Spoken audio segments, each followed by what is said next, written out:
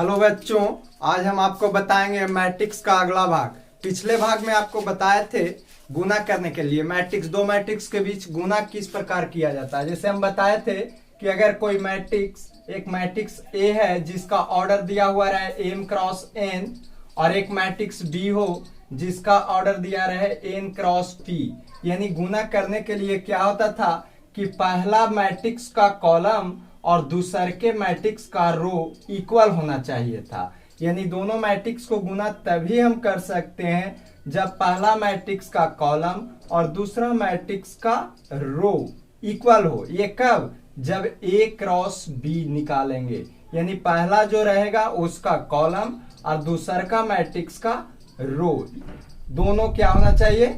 Equal, तभी हम इस मैट्रिक्स को गुना कर सकते हैं। और जो ये हमारा रो और कॉलम जो बचता है, ये दोनों के जो मल्टीप्लाई करेंगे यानी दोनों के गुना जो हम ए बी करेंगे, इसका ऑर्डर प्राप्त होता है m क्रॉस p, यानी m रो और कॉलम कितना हो जाएगा? p।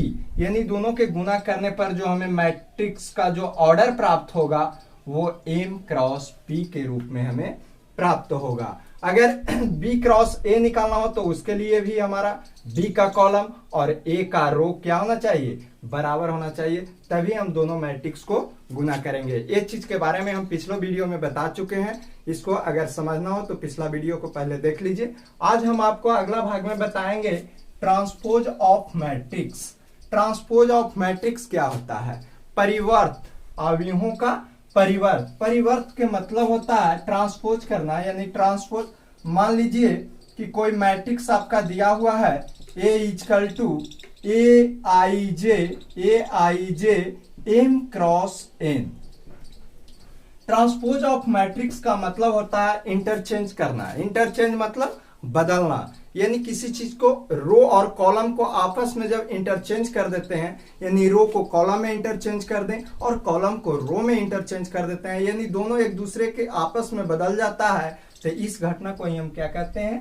ट्रांसपोज ऑफ मैट्रिक्स कहते हैं। यह एक स्क्वायर मैट्रिक्स होता है। स्क्वायर मैट्रिक्स का मतलब होता है रो और कॉलम क्या हो? समान हो। यानी रो और कॉलम अगर समान रहता है तो उसे हम स्क्वायर मैट्रिक्स कहते हैं। इसके बारे में अभी हम पिछले वीडियो में बता चुके हैं, टाइप्स ऑफ मैट्रिक्स। यहाँ आप ध्यान दें, जैसे मान लीजिए ये कोई मैट्रिक्स आपका ए दिया हुआ है aij m क्रॉस n। अगर इसको हम ट्रांसपोज करेंगे सबसे पहले आप जान लीजिए उसको हम डिनोट कौन चीज से करते हैं?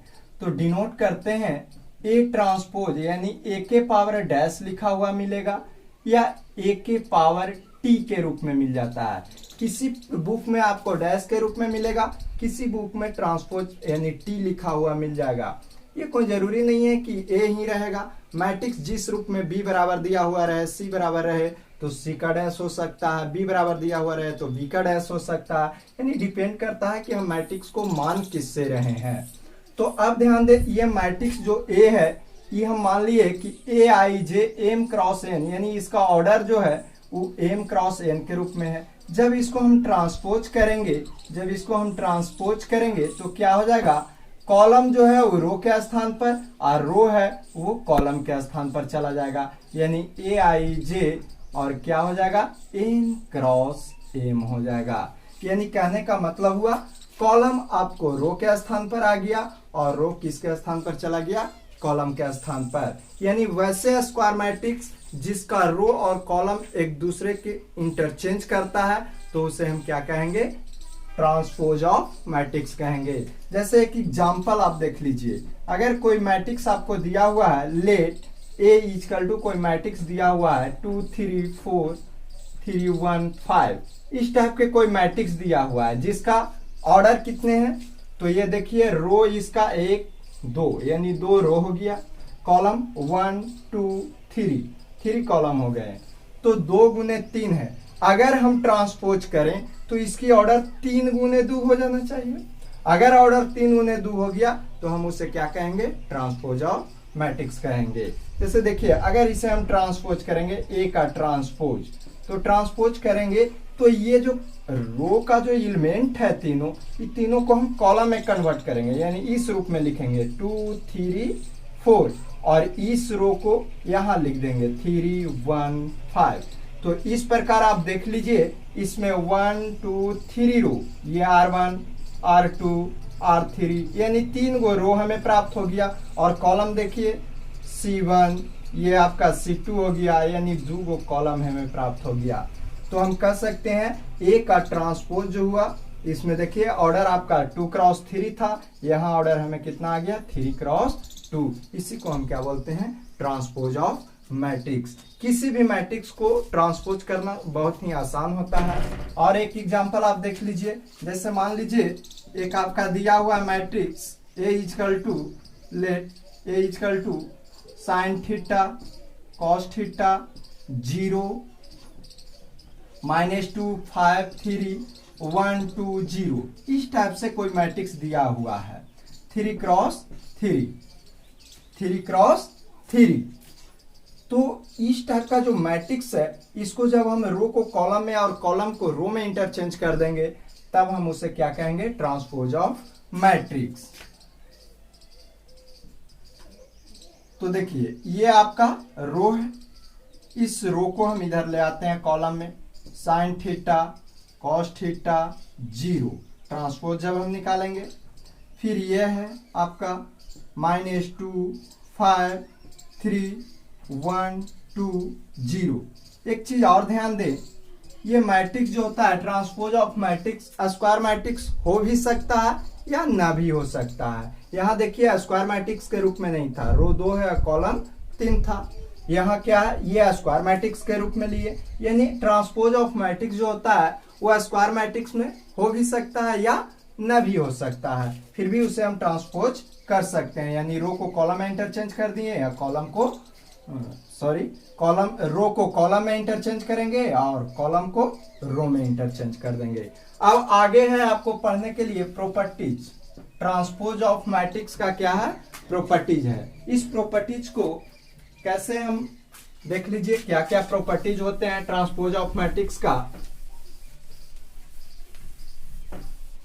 ट्रांसपोज ऑफ मैट्रिक्स का सबसे पहला प्रॉपर्टीज होता है कि अगर किसी मैट्रिक्स को, यदि किसी मैट्रिक्स को ट्रांसपोज करें और उसको पुनः ट्रांसपोज कर दें, तो ये उसी मैट्रिक्स के क्या हो जाते हैं, बराबर हो जाता है। जैसे मान लीजिए बच्चों, अगर कोई मैट्रिक्स आपको दिया हुआ है, लेट B इक्वल टू 1 2 3 4, इस टाइप का कोई मैट्रिक्स दिया हुआ है, इधर आओ 0 5, ये है 2x3।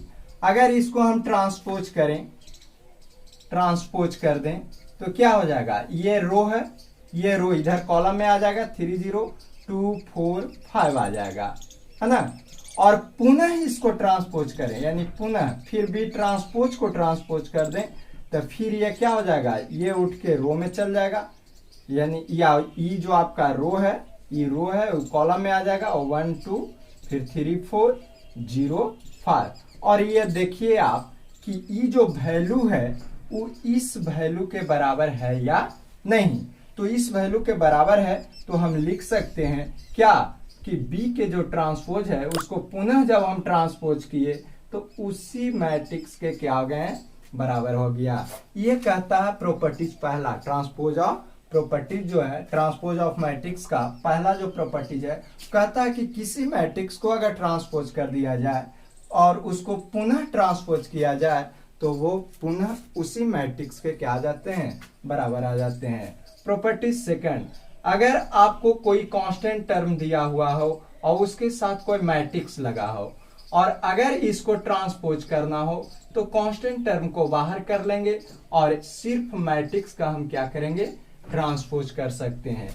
जैसे मान लीजिए कि आपको दिया हुआ रहे कोई matrix, let A equal to आपको इस टाइप से 3 2 5 0 1, अगर इसे हमें ट्रांसपोज करना हो, ये का ट्रांसपोज, तो हम क्या करेंगे, कांस्टेंट टर्म को बाहर निकालेंगे और सिर्फ इसको ट्रांसपोज करेंगे, यानी 2 0 हो जाएगा और 5 1 हो जाएगा। इस प्रकार से हम प्रॉपर्टीज सेकंड यानी ट्रांसपोज ऑफ मैट्रिक्स का दूसरा प्रॉपर्टीज कहता है कि यदि कोई कांस्टेंट टर्म लगा हुआ रहे मैट्रिक्स में तो हम क्या करेंगे, कांस्टेंट टर्म को बाहर कर देंगे और जो मैट्रिक्स रहेगा उसको हम ट्रांसपोज कर देंगे। Properties number third,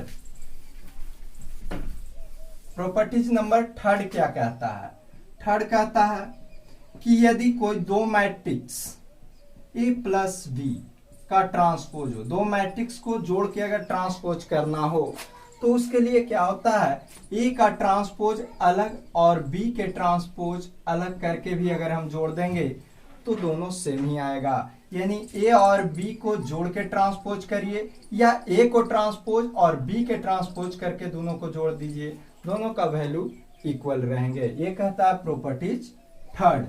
properties four, यदि ए क्रॉस बी का ट्रांसपोज रहे तो इसको हम लिख सकते हैं बी का ट्रांसपोज है इंटू ए का ट्रांसपोज। बहुत ही इंपॉर्टेंट आपका प्रॉपर्टीज है। ए बी का अगर ट्रांसपोज रहे यानी दो मैट्रिक्स गुना में रहे, यहाँ देखिए प्लस और माइनस दोनों के लिए सेम होता है। प्लस माइनस में क्या होता है, अगर ए प्लस बी का ट्रांसपोज है तो ए का ट्रांसपोज अलग हो जाता है, बी का ट्रांसपोज अलग करके भी आप हम जोड़ेंगे तो वही आ जाएगा। लेकिन बच्चों अगर ए बी क्रॉस में रहता है यानी दोनों गुना में दो मैट्रिक्स रहेंगे और उसका ट्रांसपोज करते हैं तो बी वैल्यू पहले आता है और ये बाद में आ जाता है, और जब दोनों के हम मल्टीप्लाई करेंगे तो इसके वैल्यू और इसके वैल्यू क्या हो जाएंगे, इक्वल हो जाएंगे। ये प्रॉपर्टीज नंबर 4 कहता है। तो ये थे कुछ प्रॉपर्टीज किसका, ट्रांसपोज ऑफ मैट्रिक्स का।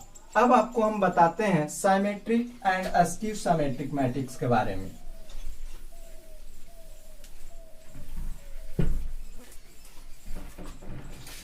साइमेट्रिक मैट्रिक्स क्या होता है, साइमेट्रिक मैट्रिक्स सममित आव्यूह, सममित आव्यूह, सममित आव्यूह ये जो होता है यह स्क्वायर मैट्रिक्स फॉर्म में होता है। कैसा होता है, स्क्वायर मैट्रिक्स, स्क्वायर मैट्रिक्स यानी वैसे स्क्वायर मैट्रिक्स, ये स्क्वायर मैट्रिक्स फॉर्म में। स्क्वायर मैट्रिक्स कौन होता है, जिसमें रो और कॉलम क्या होते हैं, इक्वल होते हैं। रो का वैल्यू जो है कॉलम के वैल्यू नहीं, रो और कॉलम की जो संख्या है वो क्या होना चाहिए, समान।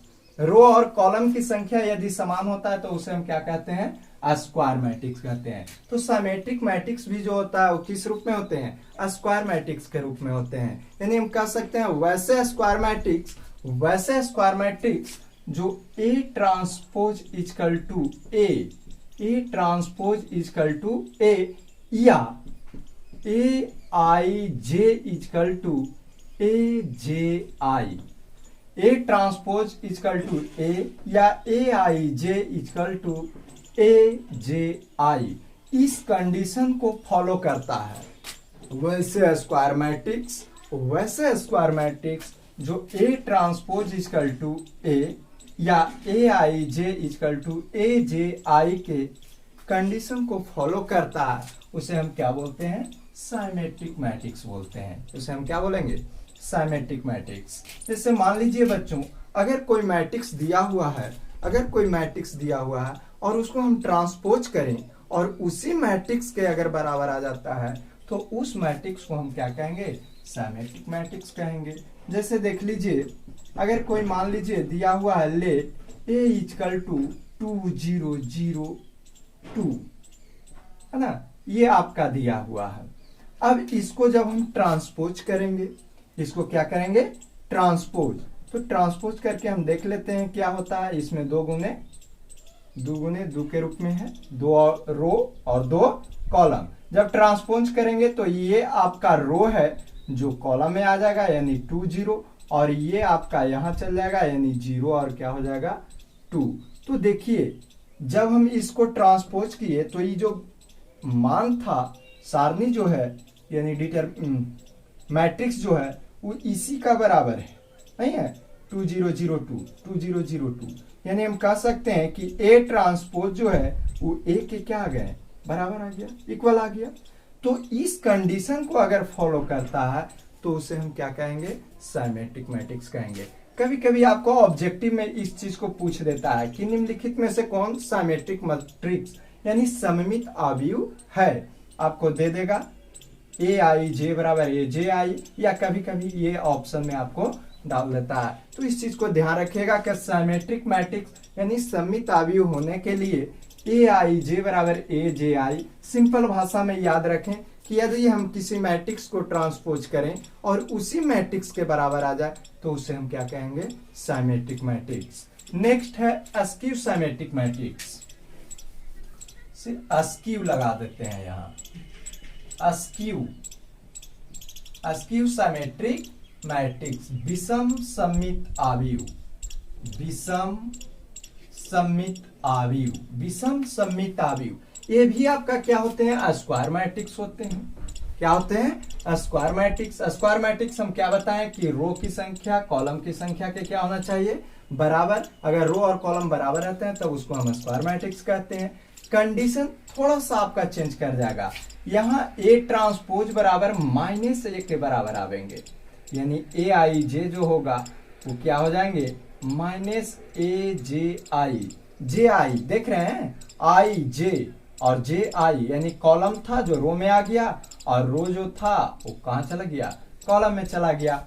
यानी कहने का अर्थ हुआ कि वैसे स्क्वायर मैट्रिक्स जो ए ट्रांसपोज बराबर -a और या A I J equal to -a जे आई के शर्त को फॉलो करता है, तब उसे हम क्या कहेंगे, अस्क्यू साइमेट्रिक मैट्रिक्स कहेंगे। अब आप एक एग्जांपल उसका देख लीजिए, यानी किसी मैट्रिक्स को हम ट्रांसपोज करें, यदि किसी मैट्रिक्स को हम ट्रांसपोज करें और ट्रांसपोज करने के बाद अगर वो माइनस उसी मैट्रिक्स के बराबर आए लेकिन माइनस में आए यानी चिन्ह परिवर्तित हो जाए, तब उसे हम क्या कहेंगे, अस्क्यू सिमेट्रिक मैट्रिक्स। जैसे देख लें, लेट अगर A इक्वल टू कोई मैट्रिक्स दिया हुआ है -3 0 0 2 3, ये है आपका दिया हुआ, तो जब हम ट्रांसपोज करेंगे इसे क्या करेंगे, ट्रांसपोज जब हम कर देंगे तो क्या आ जाएगा, -3 सॉरी देख लीजिए इस टाइप से होना चाहिए, 0 -2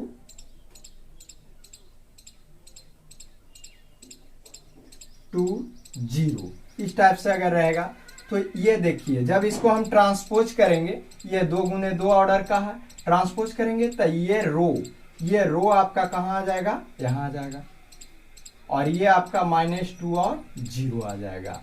यानी एक चीज ध्यान रखिए कि विषम सममित आव्यूह तभी होता है जब उसकी डायगोनल का एलिमेंट क्या होते हैं, शून्य होता है। डायगोनल का एलिमेंट क्या होता है, शून्य होता है। जब डायगोनल 0 रहेगा तो वो 100% आपका क्या होता है, अस्क्यू सिमेट्रिक मैट्रिक्स ही होता है। अब देखिए यहाँ जब हम ट्रांसपोज कर दिए तो ये चीज आपका कॉलम में आ गया और ये रो आपका यहाँ आ गया। अब यहाँ हम एक चीज देख रहे हैं, अगर इसमें से हम माइनस कॉमा ले लें तो ये 0 और ये आपका -2 हो जाएगा और ये +2 हो जाएगा और ये 0 आ जाएगा। जब माइनस कॉमा लिए तो ये मैट्रिक्स जो हम देख रहे हैं इस मैट्रिक्स के बराबर आ गया। इस मैट्रिक्स के बराबर आ गया तो हम कह सकते हैं कि A ट्रांसपोज बराबर माइनस और इसके जगह पर हम A लिख दें तो A ट्रांसपोज बराबर -A आ गया, जो इस शर्त को क्या करता है, फॉलो करता है। अतः हम कह सकते हैं कि ये जो मैट्रिक्स है वो क्या है, अस्क्यू सिमेट्रिक मैट्रिक्स है।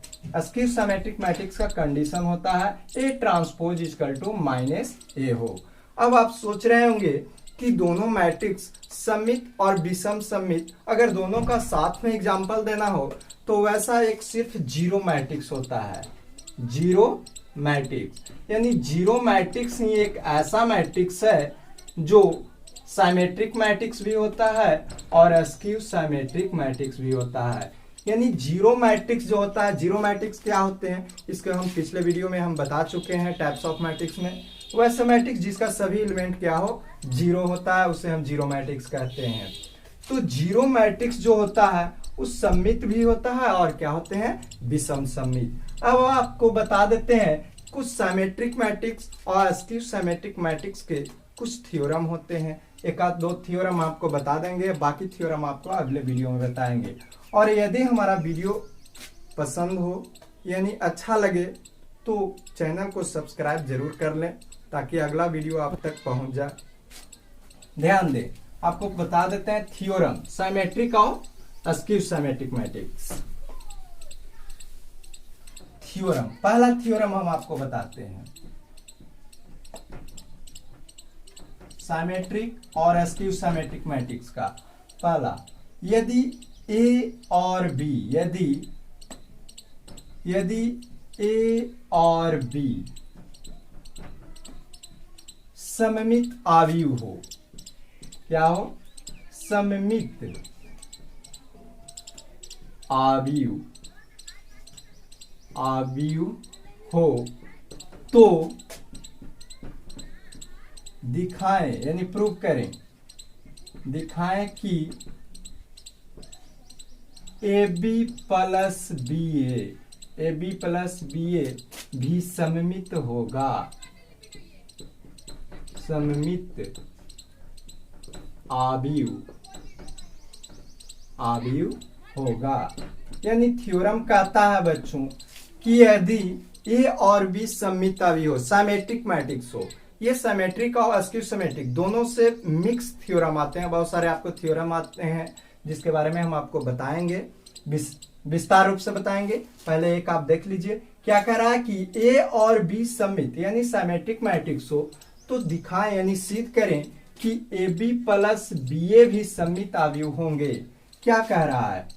सॉल्यूशन जब हम करेंगे, गिवन दिया हुआ है, क्या दिया हुआ है कि ए और बी सिमेट्रिक मैट्रिक्स है, A and B are symmetric matrix, symmetric matrix, symmetric matrix, symmetric matrix. A और बी क्या है?